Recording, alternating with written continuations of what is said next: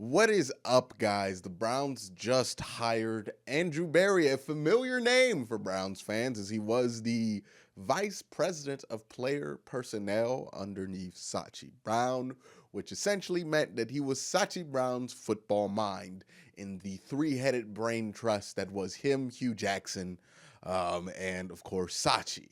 So this is gonna be interesting. It's one of the most interesting hires I think the Browns have made since coming back in '99 to hire somebody that you just let go a year ago. That's pretty interesting in order to give him a promotion because you're replacing the guy who okayed him going. That is that is a fascinating dynamic at work. So what I'm gonna do here is try to break this higher down into some pros and some cons. I think there are a lot of pros to this that people aren't seeing. I also think there are some cons that people are saying that are getting downplayed because people want to be positive about the hire, which is fine. But let's look at both sides here. First thing with Andrew Berry that I am encouraged about is that it seems like since the first time since they've hired John DePodesta, they have actually allowed him to align the organization. They've been half stepping in this direction for a while. In 2016, they got John DePodesta, they got Sachi Brown, they got Andrew Berry from the Colts, but instead of going forward in that direction, they hired Hugh Jackson, the football guy, and they clashed. And then they got rid of Hugh Jackson. Well, not got rid of Hugh Jackson, but then they added John Dorsey, a football guy, to kind of please Hugh Jackson. Those two, John Dorsey, warred with each other and Hugh Jackson. And then John Dorsey was warring also with Paul DePodesta at the same time. So they got rid of Hugh Jackson, brought in Freddie Kitchens, who was loyal to John Dorsey.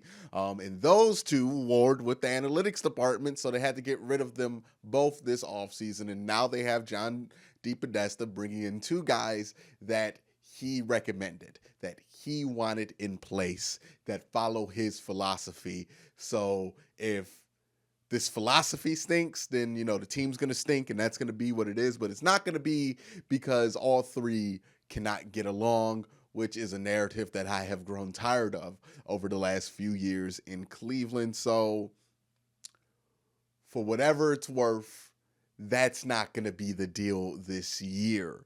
So good or bad, I don't know, but that's the deal. The second thing is, if you're going to go in this direction, in this analytics heavy, forward thinking, quote unquote, kind of direction, then this is the best guy to do it. You have Paul DePodesta, who's the best guy in sports to do it. Andrew Berry is well respected in the community and well regarded by people who do this kind of work in football specifically. Everybody has a high opinion of Andrew Berry in that area. So you got the best guy in football in that specific realm that is really respected in that realm. You won't find a analytic football guy to say a bad thing about Andrew Berry or even Paul DePodesta. So if you're going to go in this direction, you have two of the best people to go in that direction with. Again, that could be a good thing. He's familiar with this division.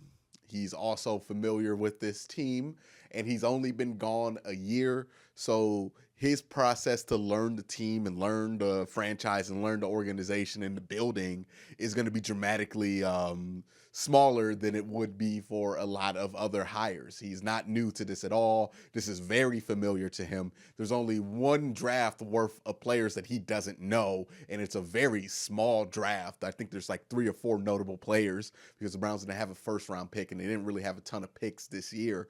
So again, he's familiar with these guys. He was a part of the draft that brought in Nick Chubb. He is a part of the draft that brought in Baker Mayfield. He was a part of the draft that brought in Larry Ogunjobi, brought in Joe Schobert, brought in Baker Mayfield. All these guys that the Browns have and are building around, he brought in. Now he's going to have to get to know guys like Odell, but he was a part of the team that brought in Jarvis and Adam Henry and these guys. So again, I think that the Browns are in as good as a position as they could have been after they fired Dorsey to keep continuity in the building, and it looks like they have a direction now. If that direction's the right way, who knows? We'll figure it out in a few years.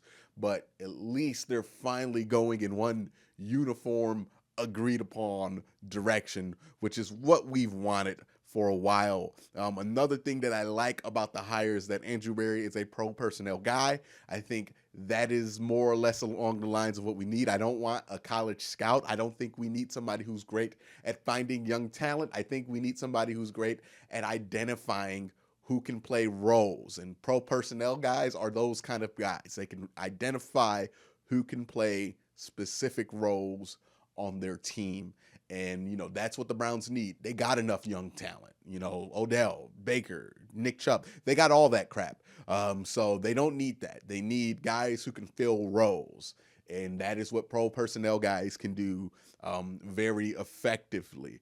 Also, hey, breathe a sigh of relief for David Njoku, because he was this close to just not being in Cleveland anymore. But, I think with Andrew Berry, with Kevin Stefanski, and, them probably going to run this kind of Kyle Shanahan, Gary Kubiak style offense, there's going to be a renewed interest in a guy like David Njoku, especially with the lack of height in the wide receiver room to complement those guys. So I think there's going to be a big future for David Njoku now that was bleak a few weeks ago when it was the John Dorsey show, because John Dorsey had no interest in David Njoku.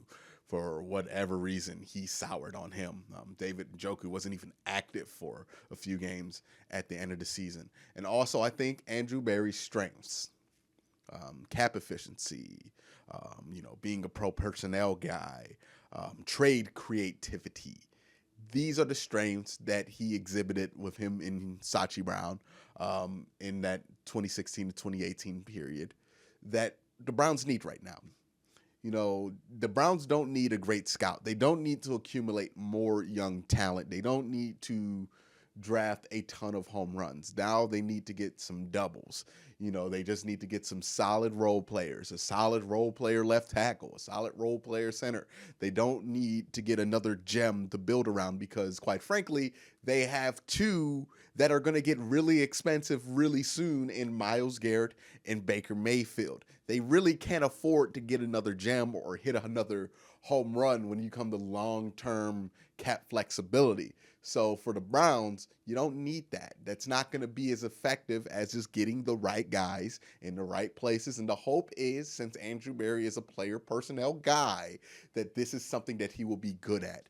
The hope is that since he was really good at dealing with the cap when he was in Cleveland and being really creative with trades, is that he'll find ways to bring in value for guys who aren't really seen as much value. That's what Sachi Brown did. Sachi Brown manifested the pick that got Nick Chubb out of thin air because he did a basketball trade with the Houston Texans to dump the salary of Brock Osweiler. That's the kind of creativity that the Browns are going to need, because when Myles Garrett comes up and when Baker Mayfield comes up, given that you hope that those two players develop into what you think they can be, you're not going to have a ton of cap room. You're not going to have a ton of cap flexibility. So you're going to have to figure out ways to get creative. And I think that's what Andrew Berry could be good for.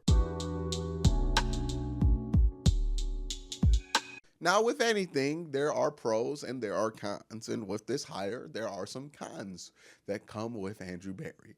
And the biggest question mark, I think, for Andrew Berry is that he was 1/3 of this football brain trust of Sachi Brown, Hugh Jackson, and himself that brought in, Deshaun Kaiser and Corey Coleman.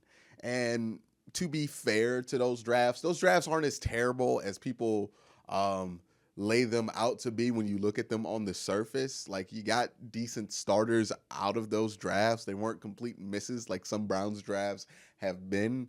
But when you look at the scenarios that they were in, the guys that they could have had, and the guys they opted not to even get the opportunity to have a stab at, that's where you find the issues with this regime. And what you found was that the Browns would always trade home runs for doubles and singles. They opted not to hit the home run. They would hit the double and the single, and it cost them long term. In 2016, they trade the number 2 pick in a draft where the first 7 picks of that draft become Pro Bowlers. And that includes guys like Carson Wentz, Joey Bosa, Zeke Elliott, Jalen Ramsey, and Ronnie Stanley, guys who would be very useful on the Browns right now. And instead, they ended up with, Corey Coleman and an extra pick. And then the next year, with the extra pick, that ends up being Deshaun Watson, right? Number 12, that's the pick.